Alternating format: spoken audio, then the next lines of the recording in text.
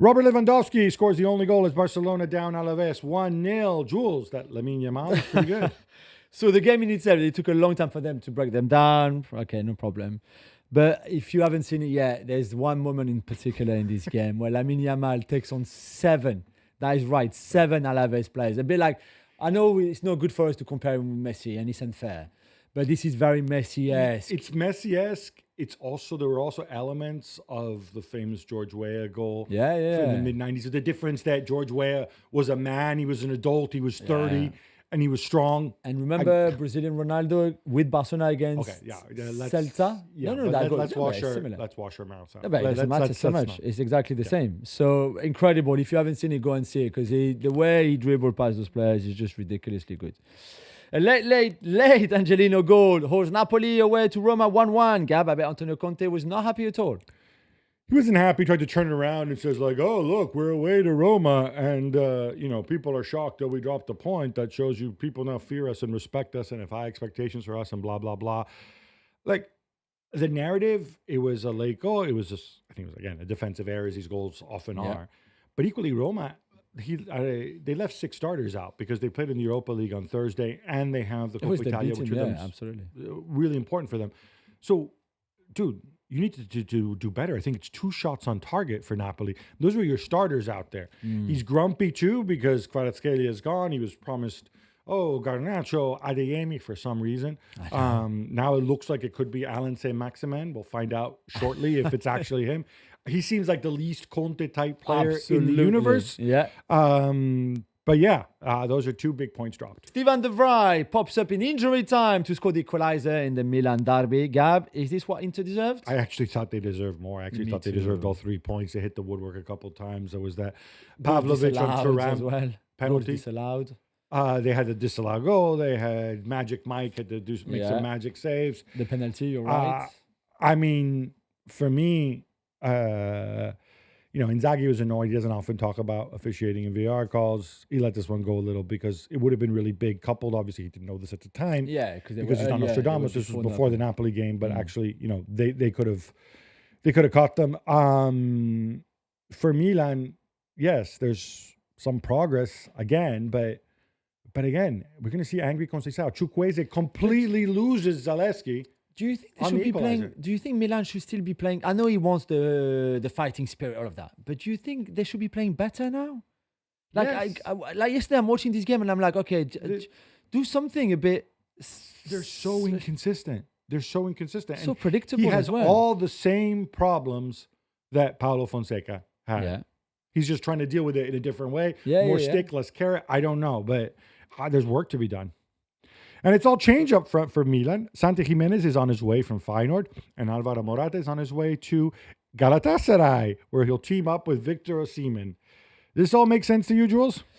I mean, I love the Santi Giménez deal because we are big fans here, obviously. And it's funny that Santi Giménez will then face Feyenoord again in the Champions League because Milan will play Feyenoord in the playoffs. So that should be a bit tasty, especially when he goes back to the Cup, if he's fit for it and picked, obviously. For Morata, I'm not sure if Galatasaray, I know Icardi is injured, so obviously maybe Galatasaray wanted another striker to go with Osimhen. I think sure. There were not 6 good months for Morata in Milan. No, but I also think, he had his moments, but not as a center forward, as kind of like a withdrawn, like number 10. And so on. Some of their best games came deeper. When he was deeper. And I think this is the player he is right now. I would imagine he might play with Osimhen rather than an alternative to Osimhen. Yeah. Giménez is 23 years old, 30 million. I think that's a really, really good price. I agree. Sorry, go ahead. No, Real Madrid lose to relegation threatened Espanyol 1-0. Gab, they are pretty angry about it. Yeah, they're angry. They're angry with the referee. And so they should. I think in this case, they're 100% justified. I have no problem criticizing Florentino when he talks about bringing in English refs and getting Real Madrid TV to preemptively go and put pressure on referees. But this is a game that they should have won. They hit the woodwork 3 times. But 2, for me, really, really big incorrect calls. Kylian Mbappe is being held by the defender. Yeah. He wriggles free. And that is what leads to Vinicius's disallowed goal. Yeah. Because they called a foul on Mbappe. I'm sorry, if the defender's holding you back, it's not like Mbappe says like, "Oh, let me hold the defender. This is a great way to attack." Yeah. That's just stupid. Yeah. And then Carlos Romero is the guy who fouls Mbappe from that's a behind, red gets a card yellow. every day, That's a come red on. every time, and he happens to be the guy who scores a winner for As Espanyol. well, yeah. Hey, you win some, you lose some. And next week, of course, the big Madrid derby. Yeah. Bayern go 4-0 up against second bottom Holstein Kiel and then concede 3 times, Jules. They get the 3 points, but this is really frustrating. It is, and it's not the first time. Remember, even back in the first match day of the Champions League against Dinamo Zagreb, when they're 2-0 up at halftime, and they should have been 6-0 up at halftime, and then they conceded those 2 goals straight away after the break, and to go to 2-2, and in They the did end, score another 7 after that. But still, you're right. But still, do you know, like they have those moments where they just switched off completely. And in this game, they were cruising. They were 4-0 up. Holstein Kiel are not a good team at all. We know that. And yet, they let them come back in the game, and they were never going to draw in the game. But still, it's just not a good look. And if your company that lost that, you just want your team to control even a 4-0 lead or whatever advantage you have, and that they just stop playing basically. especially considering Company's day job when he was a player. Yeah, Really as well. annoyed him. You're right, absolutely. Oh, by the way, 55 goals in 50 games Yeah, well for done, Harry Kane, which is one of those Fugazi records that marketing people Still love really us to talk about. impressive, to be fair, Very isn't impressive. it? Yeah. Atletico Madrid put within 1 point of the top of La Liga, and Real Madrid ahead of the Madrid derby, as we mentioned, next weekend, as they beat Mallorca 2-0. How did they look, Gab? I thought they looked good. I think he made his changes. The only sore loss in captivity started. Coquet in midfield. It's just a different look with them. We talked about their depth. Samuelino scored the opener. Griezmann, pretty sweet. The second he's goal, the just little so good. chip. So And good. It's 500 games in La Liga for El Cholo Simeone. Yeah, just in he La is Liga. 8th all time, all with the same team. I don't know if he's going to catch Luis Aragonés, who's got 227 more than he does, but So what that would be like? that would be like be- another 8 years, yeah, something like something that. like that. Yeah, probably Maybe not less. going to happen. But hey, it's El Cholo. Anything can happen. Ousmane Dembélé is on fire. He gets a hat trick as PSG pilot on late in the 5-2 win over Brest. Kvicha Kvaratskhelia made his debut, by the way. Yeah, and Mr. Sitter. Stop it.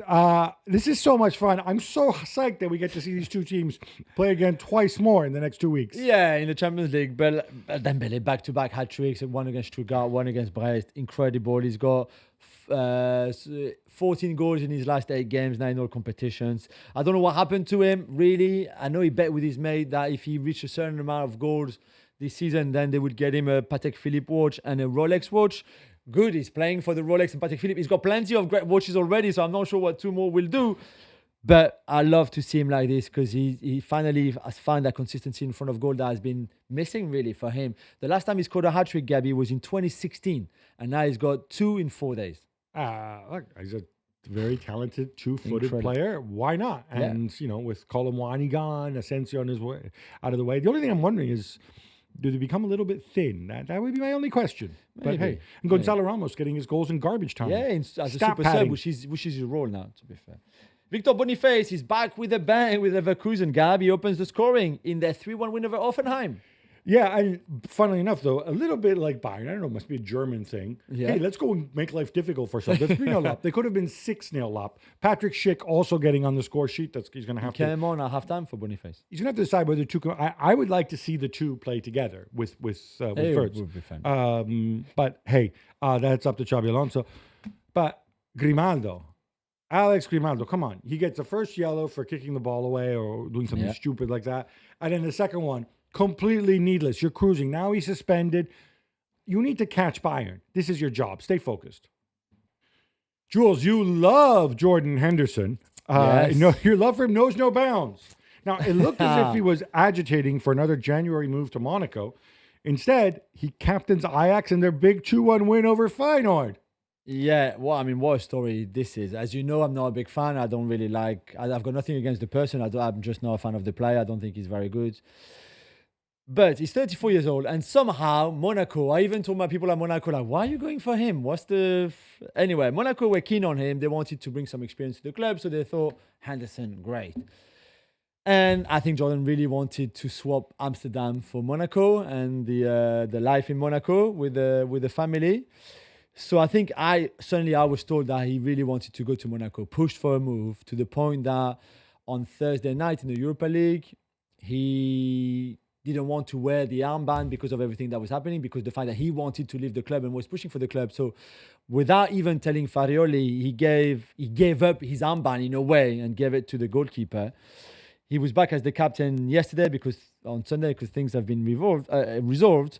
But for a long time, he was pushing and pushing and pushing for a move, which obviously kind of was leaked to the Dutch press and the Dutch media who wrote it. Henderson was not happy, kind of called them out on Sunday in a press conference after the game, after they beat Feyenoord in the last minute. And there was this back and forth exchange between some journalist and Henderson where they were saying to him, okay, give us he was saying basically, you lied, you wrote things that were not true and that made me look bad. And they said, okay, no problem. What did we write that was wrong? And he goes like, well, I don't want to go into details. And they were like, well, if you're telling us that we lied, you have to tell us why we lied and give us details about it. And he said, no, I'm not here to give you details. And it was like, well, Jordan, in a way, they are right. If you want to really clear out everything and tell the truth, then say everything, but he didn't want to. You know what? Between this and obviously going back to the move to Saudi Arabia and stuff and the things that he said about the LGBTQ community before going and whatever, and then his supposed clear the air sit-down interview. This guy has a I don't know if he's a bad person, but he clearly has some sort of communication problem. Like, if you he's come Nathan's out, friend, so he must be a good person. But a lot of people really like him, and I'm sure he's a good guy, and I like him as a footballer more than you do. But you have to go out and you have to be accountable, especially if you're wearing a captain's armband. Yeah. Is it a fact that the goalkeeper got to wear the captain's armband on Thursday? Start with that. Yeah. Say why you didn't have it. Yeah. And then because he's a good pro, he turns in a big performance and they win this big game. Great. But you can't do stuff and then run. Just own it and explain yourself. And people will understand you if you do that.